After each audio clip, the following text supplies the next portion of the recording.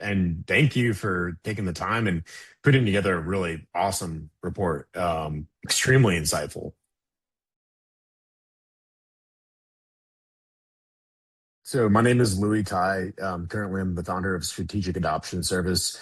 Prior to that, I served as chief of staff at the Hoglund Group, a large self-performed infrastructure contractor. I've also served on the operational excellence team at Procore. And before all of that, I've been a builder for my entire professional career, mostly in heavy civil and infrastructure construction projects, working on large, like transportation and utility projects. So I've done quite a few of the, self assessments where you click through the buttons and you get, kind of a generic report that's, ultimately based on a normal curve of responses. And they can be hit or miss. But, going into this one, you did give me an idea. It was going to be a role play. It was going to be interactive. It was going to kind of test and push and pressure test me in different ways than some of the other assessments that I've been through before.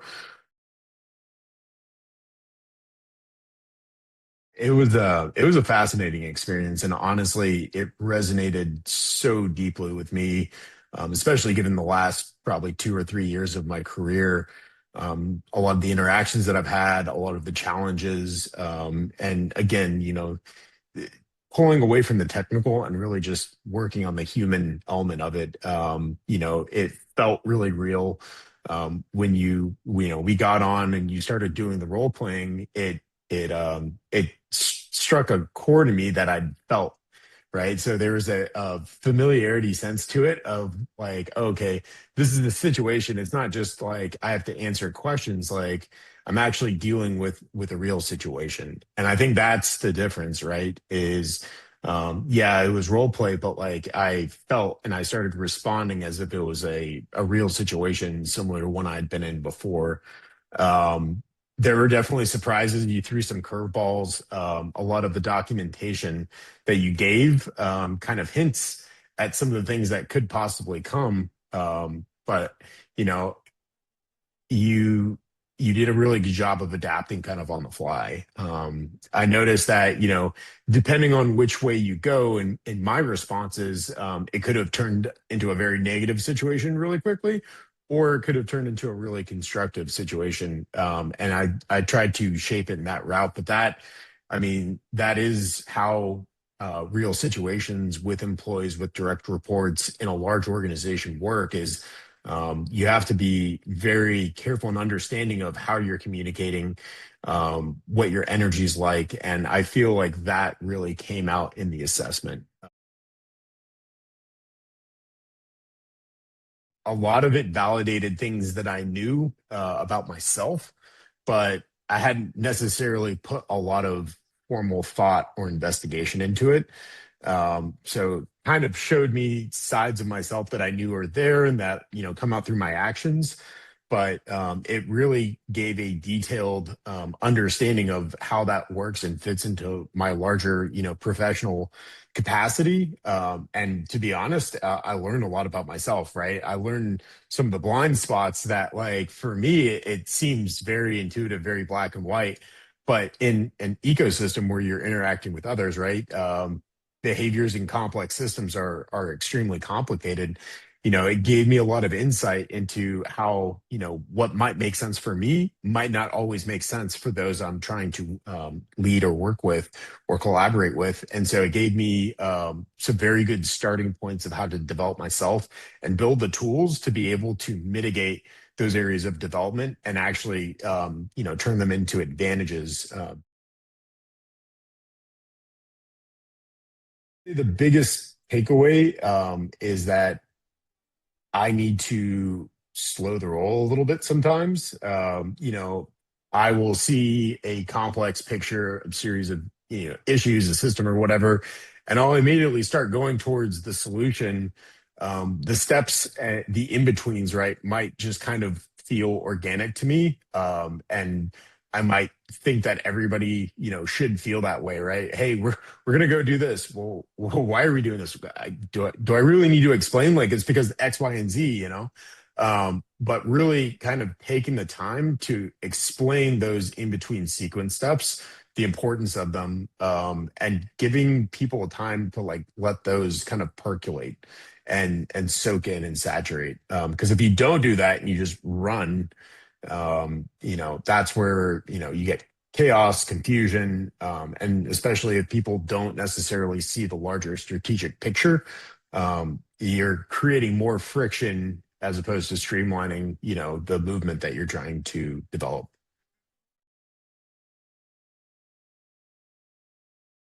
So I've been working on some technological tools, taking the insights that I got from your report over the weekend, and building those out, right? So that it allows me to kind of communicate those things that may come a little bit more organically to me in a very structured way, different modes and mediums of communication for the people that I work with.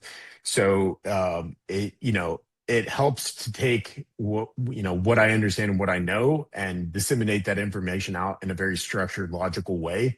I think there's definitely a lot more long-term personal development that I'll be kind of taking from the report, including the books. But at least in the short term, yeah, I can say absolutely. It inspired me to go create this pretty cool technological tool that helps to instantly bolster some of those areas of development on my part.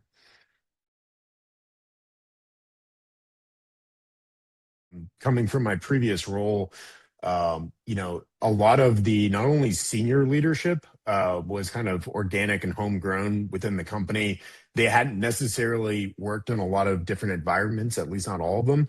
And so I think this gives you a lot of insight into, not necessarily having to jump ship and go work somewhere else, but seeing how, okay, well, outside of this environment, right? This little garden that I know and I'm comfortable with, like how does how I operate, how does that play off other people that maybe have a much different background, right? I think really, again, two kind of cadres of leadership, not only senior leaders like business unit leaders, so think vice presidents, general managers could benefit quite a bit. And what I like too is, not only just coming on board into a new organization, but hey, I've been at this organization for 9 years, right? I'm having some challenges leading my team. Like, I don't necessarily understand why they're not getting the directive, right? And it might be that there's something internal that you need to work on and help improve first before then you can go expect those things from your team. So I think business unit leaders in particular, especially at like very dynamic organizations, could benefit quite a bit from this. I also think the mid-level management, right? So you're like senior managers or your directors, and planning out their trajectory of career growth. This is an extremely valuable tool, right? If they have hit sort of like a firewall and they don't know how to get to the next step, if their leaders are saying, "Hey, you need personal development," but not being very specific on how to do it. I think this is an incredibly valuable tool that will give them insight to be able to work on themselves. Obviously, put a lot of emphasis on what they do best, but also those areas of development. Focus their efforts and development on those so that they can be more, rounded and holistically just solid leaders. I would tell them absolutely do it. My personal perspective is as many different windows or lenses into knowing who you truly are beneficial. Go into it with a very open mind and treat it like it's real. You'll quickly feel that it's a lot realer than you might originally anticipate. But go into it with your professional hat on. Go into it with your A game, because it's going to test that, right? And that's the whole point. As I build out my organization, this is something that I plan on having candidates go through before they come on. So that I can understand more about them, how my leadership style will interact with them, but then also, as a consulting service organization, I want to understand that how they're going to interact with various different company ecosystems that I introduce them to.